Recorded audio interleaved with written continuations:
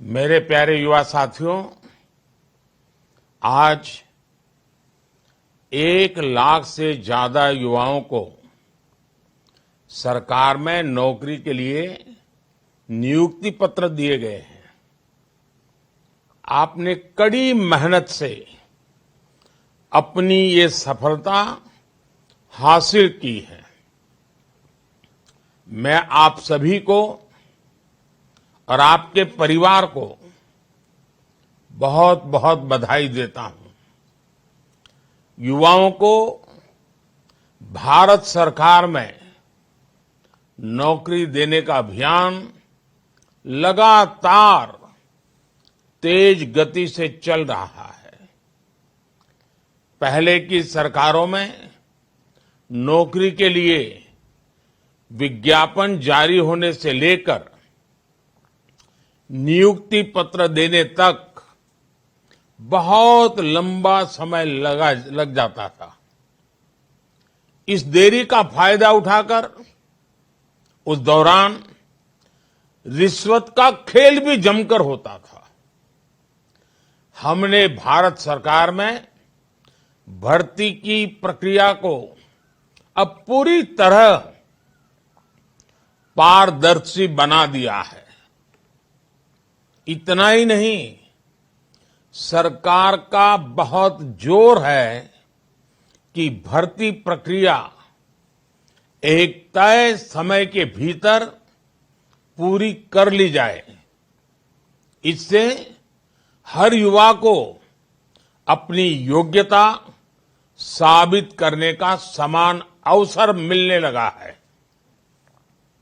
आज हर युवा के मन में विश्वास है कि वो कड़ी मेहनत और अपनी प्रतिभा के दम पर अपनी जगह बना सकता है। 2014 के बाद से ही हमारा प्रयास रहा है कि नौजवानों को भारत सरकार के साथ जोड़कर उन्हें राष्ट्र निर्माण का सहभागी बनाएं। पहले की सरकार ने अपने 10 साल में जितनी सरकारी नौकरियां दी थी, उससे लगभग 1.5 गुना ज्यादा सरकारी नौकरी भाजपा की सरकार ने अपने 10 साल में दी है। आज दिल्ली में एक इंटीग्रेटेड ट्रेनिंग कॉम्प्लेक्स का भी शिलान्यास हुआ है। मुझे विश्वास है कि नए ट्रेनिंग कॉम्प्लेक्स से कैपेसिटी बिल्डिंग की हमारी पहल को और मजबूती मिलेगी। साथियों, आज सरकार के प्रयासों से देश में युवाओं के लिए नए नए सेक्टर खुल रहे हैं। इन सेक्टर्स में जो नए अभियान सरकार ने शुरू किए हैं, उसकी वजह से रोजगार, स्वरोजगार ऐसे अनेक नए मौके बन रहे हैं। आपने देखा है कि इस बजट में 1 करोड़ परिवारों के लिए रूफटॉप सोलर पावर स्कीम की घोषणा की गई है। अब छत पर सोलर पैनल लगाने वालों को डबल फायदा होगा।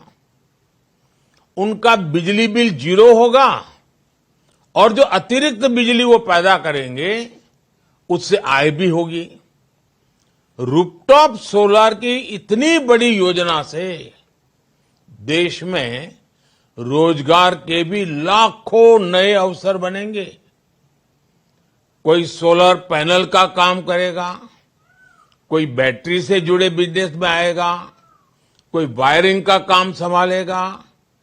ये एक योजना अनेकों स्तर पर रोजगार के मौके बनाएगी। मेरे युवा साथियों, आज भारत दुनिया का तीसरा सबसे बड़ा स्टार्टअप इकोसिस्टम है। देश में स्टार्टअप्स की संख्या अब 1.25 लाख के आसपास पहुंच रही है। मुझे ये देखकर बहुत खुशी है कि इनमें बड़ी संख्या में स्टार्टअप छोटे छोटे टियर 2, टियर 3 ऐसे शहरों में हो रहे जो जिला केंद्र भी नहीं है।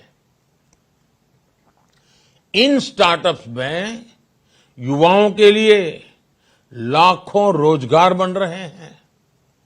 इस बार के बजट में स्टार्टअप को मिलने वाली टैक्स छूट को आगे बढ़ाने का भी ऐलान किया गया है। इसका बड़ा लाभ हमारे युवाओं को मिलेगा। बजट में रिसर्च और इनोवेशन पर 1 लाख करोड़ रुपए का नया फंड बनाने की घोषणा की गई है। साथियों, आज इस रोजगार मेले के द्वारा भारतीय रेलवे में भी नियुक्तियां हो रही है। जब भी कहीं लोगों को परिवार के साथ लंबी यात्रा पर जाना होता है तो भारतीय रेल आज भी सामान्य परिवार की पहली पसंद होती है। भारतीय रेलवे आज एक बहुत बड़े ट्रांसफॉर्मेशन के दौर से गुजर रही है। इस दशक के अंत तक भारतीय रेलवे का पूरी तरह कायाकल्प होने जा रहा है। आपको याद होगा 2014 से पहले रेलवे की क्या स्थिति थी। रेलवे लाइनों का इलेक्ट्रिफिकेशन हो या दोहरीकरण करना हो, ट्रेनों का संचालन बेहतर करना हो या यात्रियों के लिए सुविधाएं बढ़ानी हो, इस तरह पहले की सरकारों ने उतना ध्यान नहीं दिया जितना ध्यान दिया जाना चाहिए था। पहले की सरकारें सामान्य भारतीय की परेशानियों के प्रति उपेक्षा का भाव लिए रही।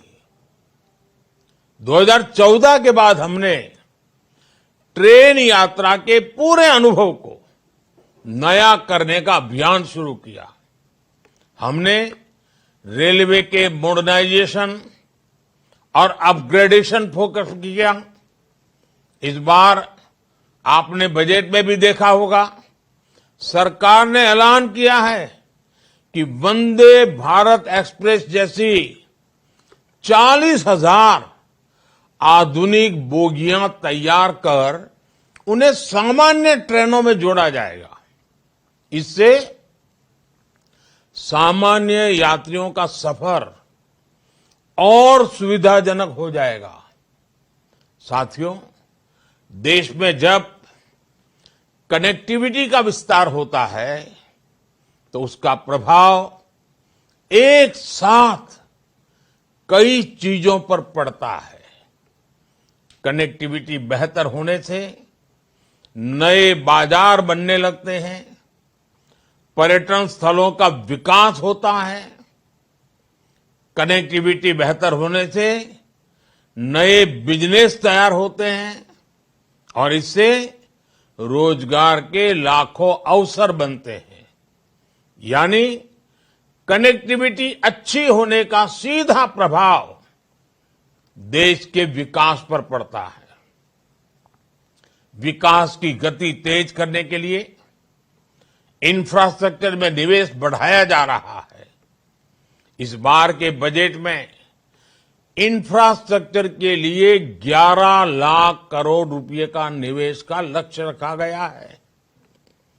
इंफ्रास्ट्रक्चर पर इतने बड़े खर्च से रोड, रेल, हवाई अड्डे, मेट्रो, बिजली जैसे हर प्रोजेक्ट में तेजी आएगी।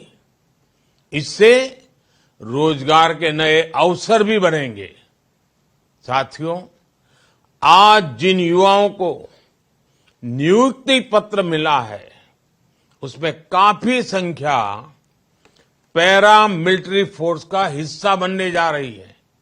युवाओं की भी ये अपने आप में बहुत बड़ी आकांक्षा पूरी हो रही है। पिछले कुछ वर्षों में पैरामिलिट्री फोर्स में भर्ती प्रक्रिया को रिफॉर्म किया गया है। इस साल जनवरी से हिंदी और अंग्रेजी के अलावा 13 भाषाओं में लिखित परीक्षा लेने का फैसला लागू हो चुका है। इससे लाखों प्रतिभागियों को अपनी योग्यता साबित करने का समान अवसर मिला है। बॉर्डर पर स्थित जिलों और उग्रवाद प्रभावित जिले का कोटा भी बढ़ाया गया है।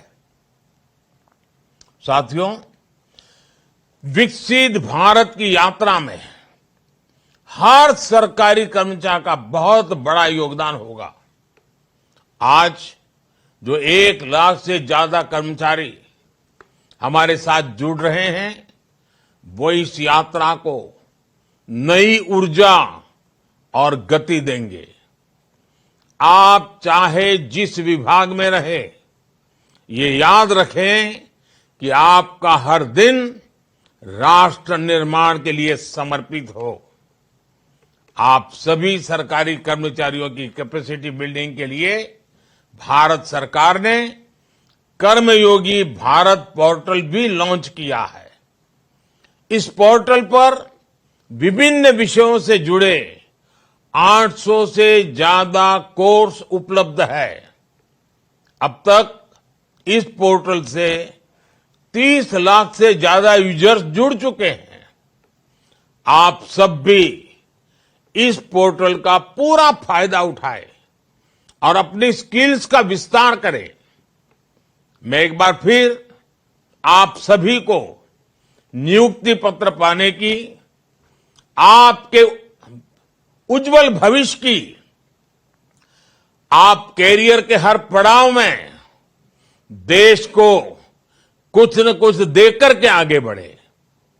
देश को आगे बढ़ाने में अपना योगदान देकर खुद को आगे बढ़ाएं। मेरी आपको बहुत बहुत शुभकामनाएं हैं। आपके परिवारजनों को भी अनेक अनेक शुभकामनाएं हैं। बहुत बहुत धन्यवाद।